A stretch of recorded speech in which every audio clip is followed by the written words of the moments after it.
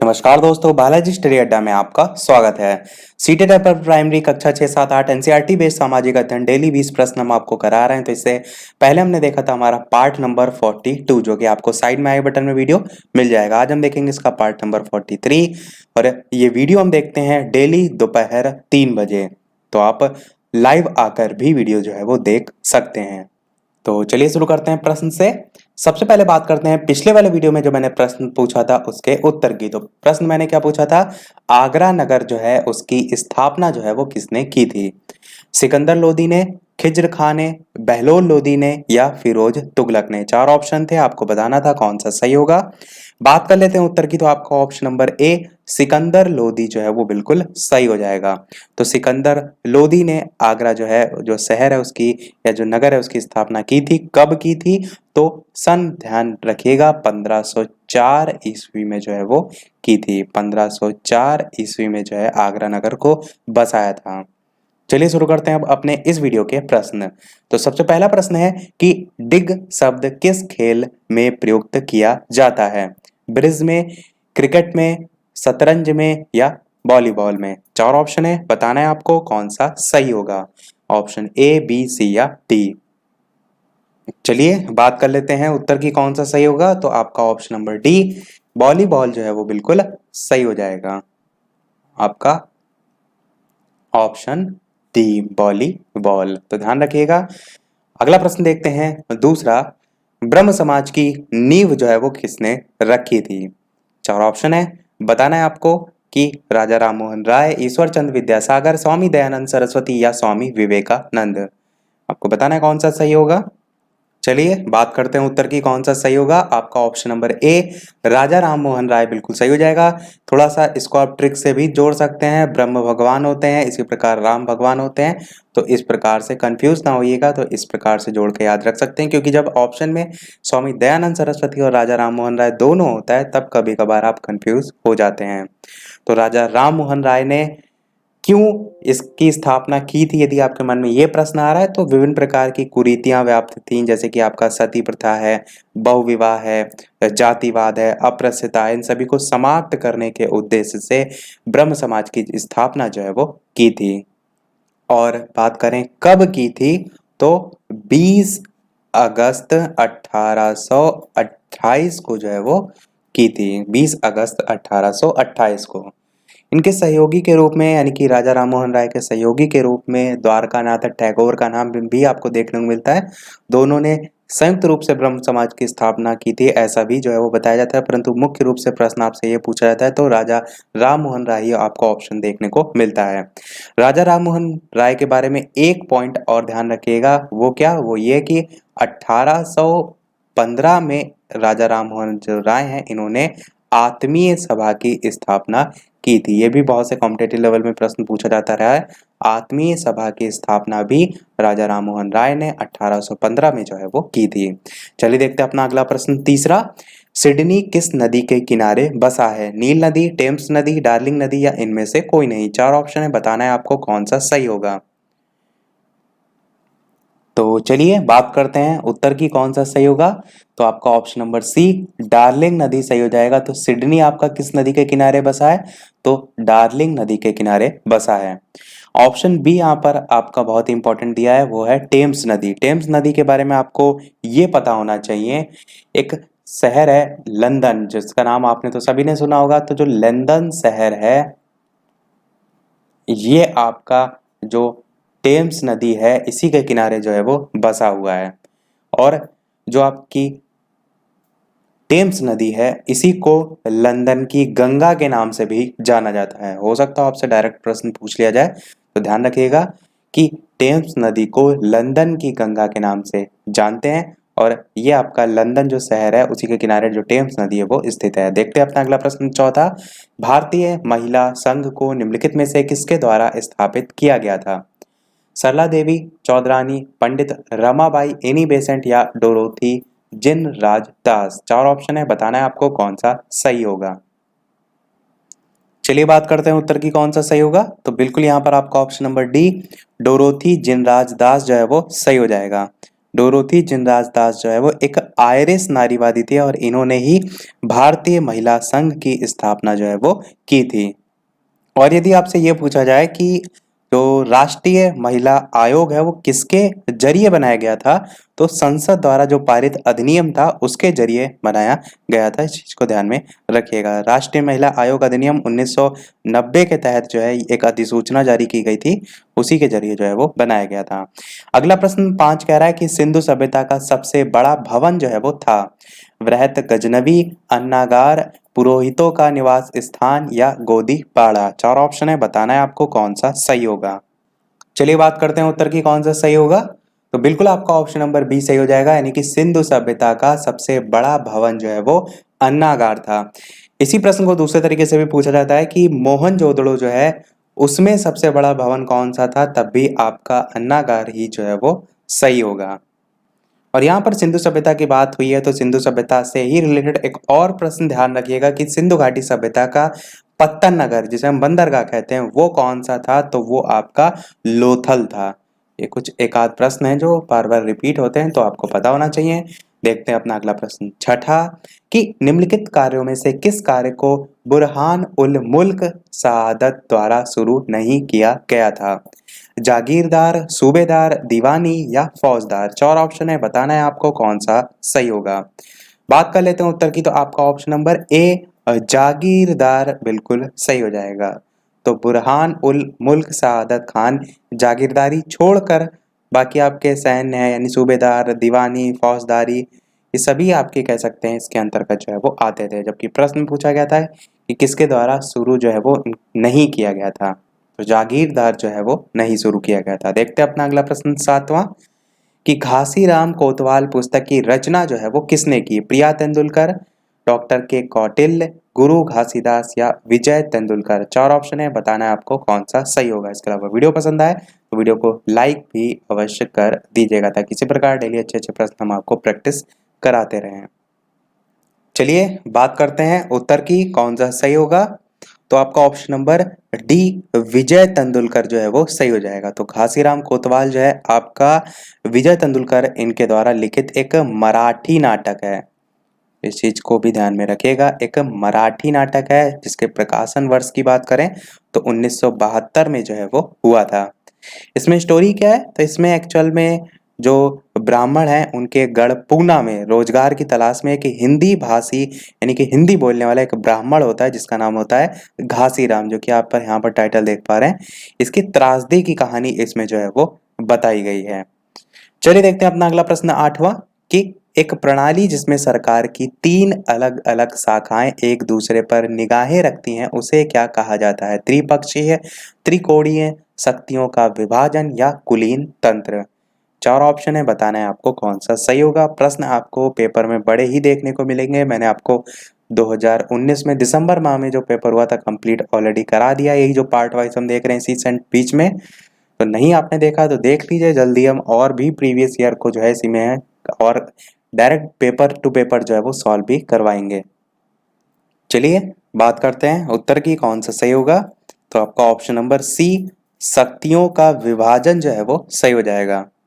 और शक्तियों का जो विभाजन है वो सामान्यतः किसमें, तो आपका कार्यपालिका, विधायिका और न्यायपालिका, इनकी शाखाओं में जो है वो बांटा गया है। देखते हैं अपना अगला प्रश्न 9वां, निम्नलिखित में से कौन सही सुमेलित है।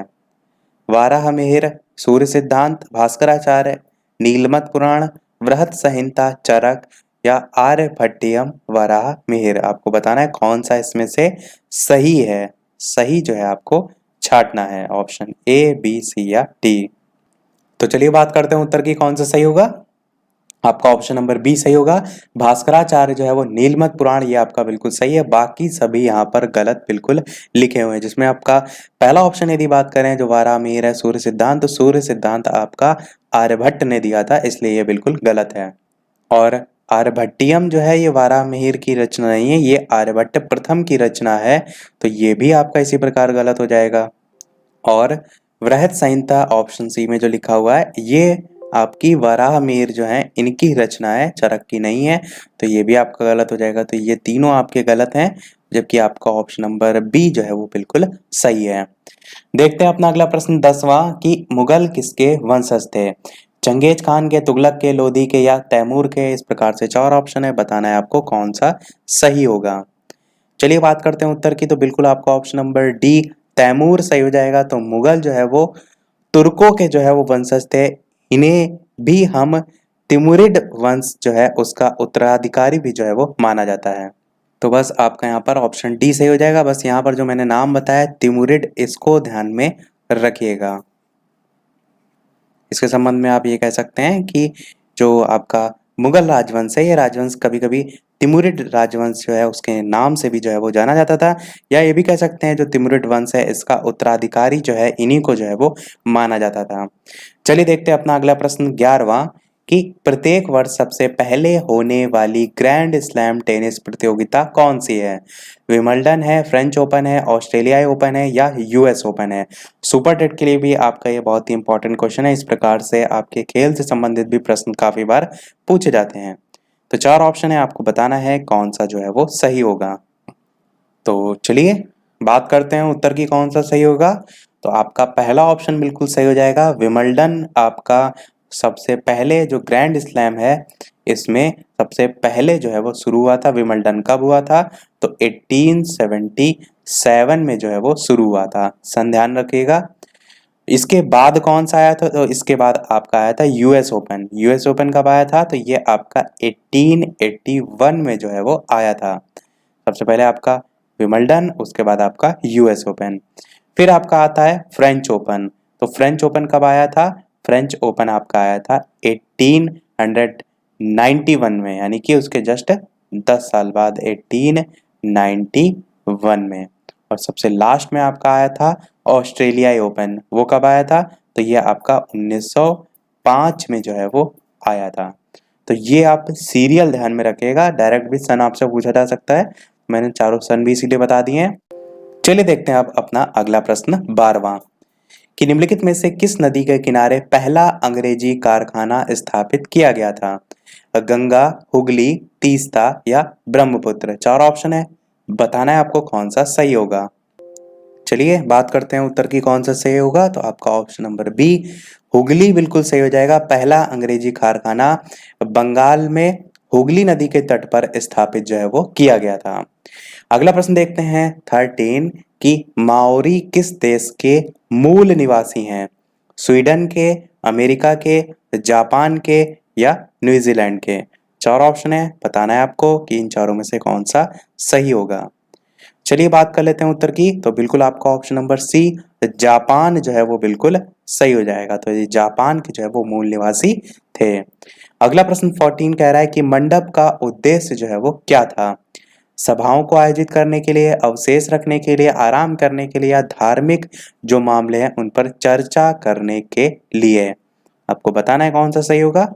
बात कर ले सकते हैं इसके उत्तर की। तो आपका पहला ऑप्शन बिल्कुल सही हो जाएगा कि सभाओं को आयोजित करने के लिए। आज भी देखते हैं तो शादी विवाह या सभी जो फंक्शन होते हैं कहीं ना कहीं उसमें सभाएं होती हैं, वो आयोजित करने के लिए होता है। तो यही आपका उद्देश्य हो जाएगा। अगला प्रश्न 15 कह रहा है कि निम्नलिखित में से कौन सा नेता असहयोग आंदोलन का हिस्सा जो है वो नहीं था? प्रश्न में क्या पूछा गया है? नहीं था। M A Ansari, M A Jinnah, Abul Kalam Azad या हकीम अजमल खां? 4 ऑप्शन है, बताना है आपको कौन सा सही होगा। चलिए बात कर लेते हैं उत्तर की। तो बिल्कुल यहाँ पर आपका option number B M A Jinnah जो है वो सही हो जाएगा। तो असहयोग आंदोलन का हिस्सा कौन नहीं था? एम ए जिन्ना जो है वो नहीं थे। चलिए देखते हैं अपना अगला प्रश्न 16 कि निम्नलिखित में से सिंधु घाटी सभ्यता का वह क्षेत्र कौन सा है जहां घोड़े का अवशेष जो है वो पाया गया? लोथल, बनवाली, सुरकोटदा या कालीबंगा? इस प्रकार से 4 ऑप्शन है, बताना है आपको कौन सा सही होगा। चलिए बात कर लेते हैं उत्तर की। तो बिल्कुल आपका ऑप्शन नंबर सी यानी कि सरकोटदा बिल्कुल सही हो जाएगा। तो सरकोटदा नामक स्थान जो कि गुजरात के कच्छ जिले में स्थित है, सिंधु घाटी सभ्यता में केवल यही ऐसा स्थान है जहां पर घोड़े के अवशेष जो है वो मिले थे। देखते हैं अपना अगला प्रश्न 17 कि लैंगर-हैंस की दीपिकाओं से कौन सा हार्मोन स्रावित होता है? विज्ञान का प्रश्न है, महत्वपूर्ण प्रश्न है और इससे पहले मैं साइंस के जो ऑब्जेक्टिव है सभी चैप्टर वाइज करा चुका हूँ कंप्लीट कोर्स, उसमें मैंने बताया भी था। यदि आपने नहीं देखा है सुपर टेट साइंस और सोशल साइंस दोनों की अलग अलग प्लेलिस्ट आपको अलग से मिल जाएगी, वो आप चैप्टर वाइज प्रश्न वहाँ जाकर देख सकते हैं। तो आपको बताना है कि इन चारों में से कौन सा जो है वो सही होगा। तो बात करते हैं उत्तर की कौन सा सही हो जाएगा, तो बिल्कुल आपका ऑप्शन नंबर सी इंसुलिन जो है वो बिल्कुल सही हो जाएगा। इंसुलिन आपका क्या होता है, एक प्रकार का हार्मोन होता है। क्या होता है आपका, एक प्रकार का हार्मोन होता है जिसका निर्माण कहाँ होता है, तो जिसका निर्माण अग्नाशय में होता है, जिसका निर्माण अग्नाशय में होता है। और जो हमारा अग्नाशय, जो हमारा अमाशय है, अग्नाशय नहीं, जो हमारा अमाशय है वो क्या करता है, वो कार्बोहाइड्रेट को रक्त शर्करा में जो है वो परिवर्तित करता है, अमाशय। तो जो इंसुलिन हार्मोन है ये क्या करता है, इंसुलिन के माध्यम से ये जो रक्त शर्करा है उसको ऊर्जा में परिवर्तित जो है वो करता है। और यदि जो पैनक्रियाज होता है वो इंसुलिन बनाना बंद कर दे तो क्या होगा, तो ब्लड जो ग्लूकोज है उसकी ऊर्जा में परिवर्तन नहीं होगा। तो यहाँ पर आपका ऑप्शन सी सही हो जाएगा। देखते हैं अपना अगला प्रश्न 18 कि निम्नलिखित शाखाओं में से किस शाखा में तापमान और यहाँ पर हवाओं होगा। यहाँ पर थोड़ा सा मिसप्रिंट है, यहाँ पर हवाओं होगा। तो तापमान और हवाओं जो है बारिश, मौसम और जलवायु का अध्ययन जो है वो किया जाता है। तो किस शाखा में किया जाता है ये आपको बताना है, भूतत्व में, जलवायु शास्त्र में, जल विज्ञान में या समुद्र विज्ञान में। चार ऑप्शन है, आपको छांटना है कौन सा सही होगा। बात कर लेते हैं उत्तर की, तो बिल्कुल आपका ऑप्शन नंबर बी जलवायु शास्त्र सही हो जाएगा, जो कि आपकी एक भूगोल की शाखा है जिसके अंतर्गत तापमान है, हवाएं हैं, बारिश, मौसम, जलवायु, इन सभी का अध्ययन जो है वो किया जाता है। चलिए देख लेते हैं अपना अगला और इस वीडियो का लास्ट प्रश्न, और इसके बाद एक प्रश्न हम आपसे भी पूछेंगे, जैसे कि सभी वीडियो में हम आपसे एक ना एक प्रश्न पूछते हैं। इसके अलावा वीडियो अभी तक आपने लाइक ना किया हो, थोड़ा भी वीडियो आपको पसंद आया हो तो वीडियो को लाइक भी अवश्य कर दीजिएगा, ताकि मुझे भी मोटिवेशन मिलता रहे, मैं आपके लिए इसी प्रकार अच्छे अच्छे प्रश्न लेकर आता रहूं। चैनल पर नया हो तो सब्सक्राइब अवश्य कीजिएगा और बेल आइकन भी प्रेस कर लीजिएगा, ताकि डेली प्रैक्टिस करने के लिए अच्छे अच्छे प्रश्न आपको मिलते रहें। टेलीग्राम चैनल से आप नहीं ऐड हैं तो डिस्क्रिप्शन में भी आपको लिंक मिल जाएगी, और सर्च करके भी टेलीग्राम से आप ऐड हो सकते हैं। नंबर की वहाँ टेंशन ना लीजिएगा, किसी का नंबर किसी को भी वहाँ पर शो नहीं करता है, जैसे कि व्हाट्सएप में जो है वो होता है। चलिए तो बात कर लेते हैं आप अपना प्रश्न कि शब्द अहस्तक्षेप अर्थव्यवस्था के किस रूप के साथ संबंधित है, पूंजीवादी अर्थव्यवस्था, समाजवादी अर्थव्यवस्था, मिश्रित अर्थव्यवस्था या निर्देशित अर्थव्यवस्था। आपको बताना है कि कौन सा सही होगा। तो चलिए बात करते हैं उत्तर की कौन सा सही होगा। तो आपका ऑप्शन नंबर ए पूंजीवादी अर्थव्यवस्था सही हो जाएगा। अब पूंजीवादी अर्थव्यवस्था में कहें तो जहां पर लाभ पर जोर होता है, पूंजी नाम से ही समझ में आ रहा है, तो जहां पर लाभ पर जोर होता है वही आपका पूंजीवादी अर्थव्यवस्था जो है वो हो जाएगा। एक एक लाइन में केवल समझिए। समाजवादी अर्थव्यवस्था में आप कह सकते हैं कि कल्याणकारी राज्य की संकल्पना से पूरी तरीके से प्रेरित होता है आपका समाजवादी अर्थव्यवस्था। और मिश्रित अर्थव्यवस्था में क्या होता है, आपका दोनों आ जाती हैं, यानी कि ऐसी अर्थव्यवस्था में समाजवादी और पूंजीवादी दोनों के लक्षण पाए जाते हैं, तो वो आपका मिश्रित अर्थव्यवस्था हो जाएगा। प्रश्न आपका पूछ रहा था अहस्तक्षेप अर्थव्यवस्था के किस रूप के साथ संबंधित है, तो आपका पूंजीवादी अर्थव्यवस्था बिल्कुल सही हो जाएगा। चलिए देख लेते हैं अपना वो प्रश्न, जैसे कि सभी वीडियो में हम आपसे एक ना एक प्रश्न पूछते हैं। इस वीडियो का आपके लिए प्रश्न यह है कि किस संविधान संशोधन द्वारा संपत्ति के अधिकार को मूल अधिकारों की सूची से हटा दिया गया। 41वें, 42वें, 43वें, 44वें, इस प्रकार से चार ऑप्शन है। एबीसीडी भी आप टाइप करके बता सकते हैं, नंबर टाइप करके भी आप बता सकते हैं। तो अपना उत्तर वीडियो के मेन कमेंट में टाइप करके अवश्य बताइएगा कि इन चारों में से कौन सा सही होगा। उत्तर देखेंगे हम इसके नेक्स्ट पार्ट में कल दोपहर 3 बजे। तो सभी लोग लाइव जो वीडियो देखना चाहते हैं वो दोपहर 3 बजे आ जाएगा। देखते हैं चलिए हम कल फिर इसके आगे का पार्ट। इसी के साथ हमारा आज का पार्ट समाप्त होता है। आज की वीडियो में इतना ही। वीडियो पसंद आया हो तो लाइक अवश्य कीजिएगा, नए हैं चैनल पर तो सब्सक्राइब जरूर कीजिएगा। चलिए मिलते हैं अगले वीडियो में नए टॉपिक के साथ, तब तक के लिए नमस्कार। Thank you for watching.